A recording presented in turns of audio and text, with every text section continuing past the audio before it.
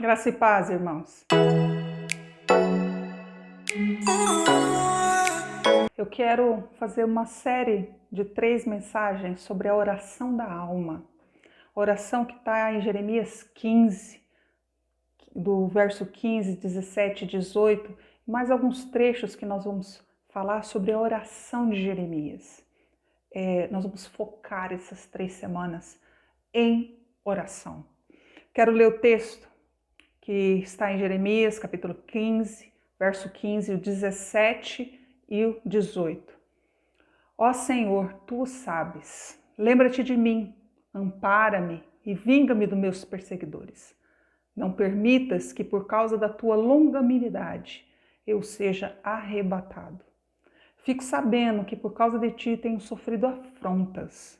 Nunca me assentei na roda dos que se divertem, nem me alegrei.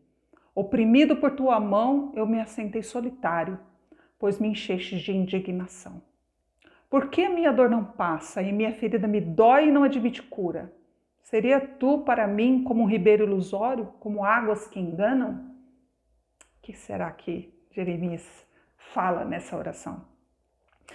Sabe de uma coisa? A vida de gente famosa chama muita atenção. Chama muita atenção. Vídeo de fofoca, sabe, aqueles sites mostrando o que os... eu acho que tem uns programas na televisão aberta durante a semana, não é? Eu não sei porque eu não assisto, mas eu acho que tem uns programas que só falam de fofoca, só fala da vida dos outros. E é quase impossível hoje em dia você navegar na internet e você não ficar sabendo da vida de alguém. Não é à toa que o Big Brother Brasil teve o que? Sua edição 21 anos, gente. A gente parada vendo as outras pessoas comerem, dormirem, defecarem. Como diz um filósofo aí, que eu esqueci o nome agora, ele fala sempre isso, né? É isso, é famoso porque a pessoa faz isso. Fica lá olhando as pessoas fazendo isso. Não dá para ir para dentro da casa do vizinho, concorda comigo? Não dá para você ir lá para dentro da casa do vizinho. Mas a gente dá para ver o que o famoso está fazendo. Isso normalmente tem a ver com um sentimento muito mesquinho na realidade. Porque a gente quer reduzir o outro.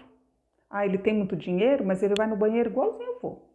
Ele no BBB vai ficar rico, mas ele vai no banheiro igual eu vou. Ó, aquela outra nem toma banho, mas eu tomo banho. É reduzir o outro, deixar o outro no mesmo nível. Sabe aquela coisa que algumas mulheres falam? Se eu não posso emagrecer, engorda todas as minhas amigas. Não é? É bem isso mesmo. Agora, nós estamos nos tempos, falando dos tempos de Jeremias. O que ele estava fazendo sozinho? Como era o comportamento de Jeremias quando ele não era visto? Como era seu íntimo? Jeremias era um homem famoso. Ele era famoso, todo mundo conhecia Jeremias. Mas como ele era quando estava sozinho? Como era o seu íntimo? Como era Jeremias? A resposta é simples, é clara. Ele orava. Ele orava. Há 7 passagens no livro de Jeremias que são denominadas confessionais. Em cada uma delas ele fala na primeira pessoa, ele fala eu, ele abre o coração, ele está orando, ele está rasgando a alma, ele revela o que está acontecendo no seu íntimo. Às vezes a gente tem acesso a diários, a cartas, biografias de gente famosa, a gente se frustra. Fala, gente, que vidazinha mais rasa, né? Ô vida do fulano, né? Ô dó, que coisa, né? Sabe por quê? Porque tem muita gente que não resiste à publicidade, quando a vida está lá exposta. A pessoa não resiste. A vida de Jeremias, ela é revelada nessas confissões. Quando Jeremias se encontrava diante dos olhos do povo, ele estava em profunda comunhão com Deus em oração. Ele estava. A vida secreta do profeta era marcada por intercessão. Por intercessão. A gente olha para a vida íntima dele e a gente não encontra Jeremias jogando conversa fora. A gente não encontra Jeremias batendo papo com a galera. Não estou falando que isso é ruim, ok? Nós estamos falando do profeta. Ele não é encontrado nos grandes bibliotecas, nas grandes bibliotecas, tentando estudar tudo que ele sabe, tudo sobre os babilônicos. Afinal de contas, eles vão vir aqui levar o povo, então vamos estudar os babilônicos. Muito menos tentando saber dos rituais egípcios, o que o povo entendia sobre imortalidade. Ele não tá nisso. Essa não era a vida dele. Essa não era a vibe dele, né? O que nós vemos é Jeremias em constante oração, se dirigindo a Deus e ouvindo a resposta de Deus. Gente, eu vou chover no molhado. Vou chover no molhado. Mas oração é o meio pelo qual nós nos aproximamos de Deus, como um ser pessoal, como alguém que se pode conversar, não um objeto inanimado em algum lugar fora da Terra, do planeta, da galáxia. Não, pessoal.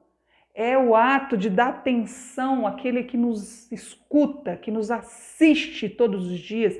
É a decisão de nos aproximarmos de Deus como uma pessoa central, como nosso Senhor, como nosso Salvador.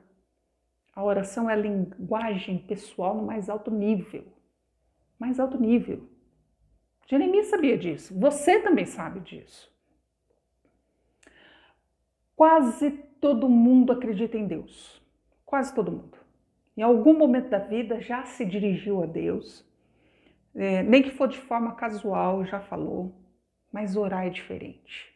Orar é muito diferente. Imagina o seguinte. Vamos fazer agora uma imaginação aí. Imagina você jantando num restaurante muito legal, mas muito legal mesmo, com uma pessoa muito especial para você.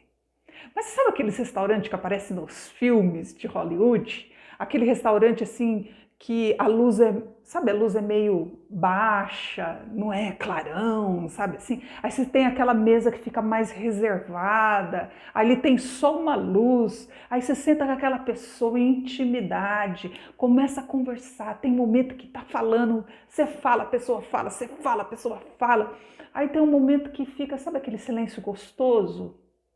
Ele é preenchido de palavras não verbalizadas, vamos dizer assim, mas é aquele silêncio gostoso. De vez em quando ali aparece o garçom, aí o garçom vem, tira o pedido, você agradece, ele vem, coloca comida, enche o copo d'água ou de um refrigerante que você goste. Aí depois, no momento final ali daquele jantar, você dá uma gorjeta para o garçom, paga a conta. Aí você vai saindo ali de dentro daquele lugar bem íntimo, e aí você vai para a porta do restaurante com aquela pessoa que você gosta muito. Só que daí na hora que você chega na rua, onde cada um vai seguir ali seu caminho, a conversa já não é tão íntima. A conversa já fica um pouquinho mais casual, porque tem muito ruído, tem muito barulho, a luz já está bem clarona, aquela coisa toda. Isso é oração. Isso é oração, isso simboliza a oração. A pessoa com a qual nós passamos algum tempo em intimidade, em conversa mais pessoal e profunda, é Deus. É Deus. A oração não acontece no silêncio absoluto, mas na intimidade. A oração é o desejo de ouvir a Deus, de falar com Ele em primeira mão. Para isso a gente arruma horário. Para isso a gente reserva a mesa no restaurante. Para ir lá, porque Ele merece ter toda a nossa atenção. Só que às vezes a gente tem um problema nesse jantar. Os detalhes são os mesmos, a mesma coisa, mas a diferença é quem está sentado na mesa. De um lado, a gente, no outro, nosso ego. O garçom é Deus. A gente não pode comer se Ele não servir, mas aí a gente vive virando para Ele e dá ordem. Traz isso, traz aquilo. Não chegou na hora, tá frio, tá quente. E aí a gente paga a conta e sai do restaurante sem nem dizer obrigado. Porque a pessoa com que você quis que ficasse bem, que se sentisse bem, é o ego sentado do outro lado. aí isso é uma oração infrutífera, uma oração inútil. E às vezes você nem lembra o que orou. Ou se fosse num restaurante, nem lembra o que comeu. Jeremias está 100% focado em Deus, ele abria a alma diante do Senhor. Olha o que ele diz no verso 15. Ó Senhor, tu sabes, lembra-te de mim, ampara-me, vinga-me dos meus perseguidores. Esse homem estava assustado, esse homem estava amaldiçoado, perseguido, não tinha mais um lugar seguro para ele. E Jeremias está falando com Deus do que ele está vivendo. Como ele está falando, Deus, o Senhor colocou-me nessa situação, agora me tira dela. Olha onde é que eu estou. E ele continua, não permita que por causa da tua longanimidade eu seja arrebatado. Eu fico sabendo fica sabendo que por causa de ti eu tenho sofrido afrontas. Ele luta para conciliar o tempo de Deus, entender que o tempo ele está sofrendo perseguições. Fala, Deus, eu estou sofrendo aqui na carne agora. É acelerado o tempo dele, é acelerado. Só que tem o tempo divino, que não corresponde ao nosso. E não dá para editar o tempo de Deus e não dá para editar o que é que Deus faz. Aí ele entra num processo de solidão. Aí a gente segue no texto. Aí ele fala, achadas as tuas palavras. Lá quando você achou o livro de Deuteronômio e o rei Josias começou a reforma, ele fala, logo as comi. As tuas palavras encheram meu coração de júbilo e de alegria, pois sou chamado pelo teu nome, ó Senhor dos Exércitos. Nunca me assentei na roda daqueles que se divertem, nem me alegrei. Oprimido por tua mão, eu me assentei solitário, pois me encheste de indignação.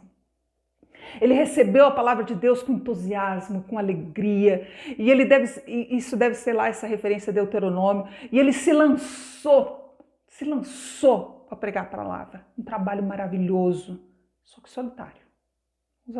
Isso significa anos de solidão. As pessoas seguiam sua vida, elas mudavam, criavam famílias, e Jeremias continuava na sua jornada solitária de reflexão, de descoberta do significado da palavra de Deus e de pregação viva.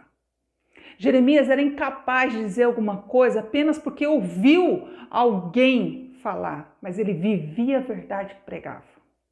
Ele se entregou sem reserva a esse modo de vida, considerando a palavra de Deus mais seriamente do que a palavra humana. Jeremias descobriu que ninguém o acompanhava, ele caminhava só. Então o que ele devia fazer? Devia voltar ao convívio normal e talvez as outras pessoas acompanhassem ele? Ele devia diminuir? Ele devia baixar o padrão? Jeremias não podia retroceder, de jeito nenhum. Ele já havia empenhado sua palavra, seu compromisso, sua honra, sua vida, seu tudo. E uma vez tendo provado da palavra, ele não volta atrás. Era uma jornada sem volta e solitária. O que a gente faz com essa informação, gente? O que a gente faz? Jeremias nunca quis ser famoso. Ele sempre quis e sempre foi um servo fiel do Senhor. Aprendemos que uma vida de oração não é silêncio, é intimidade. E para isso nós precisamos agendar. Dizer para o nosso eu que ele não tem lugar nesse jantar. Quem senta na mesa é Deus, é Ele que senta. Aprendemos que para algumas pessoas a jornada às vezes é solitária, mais do que para outras pessoas. Todos sentimos esse sentimento de que nós estamos sós em algum momento da vida. Sempre. São os vales. E eles são importantes para o nosso crescimento. Essa oração de Jeremias tem muito mais para nos ensinar. E a gente vai ver na próxima semana. Deus abençoe sua vida.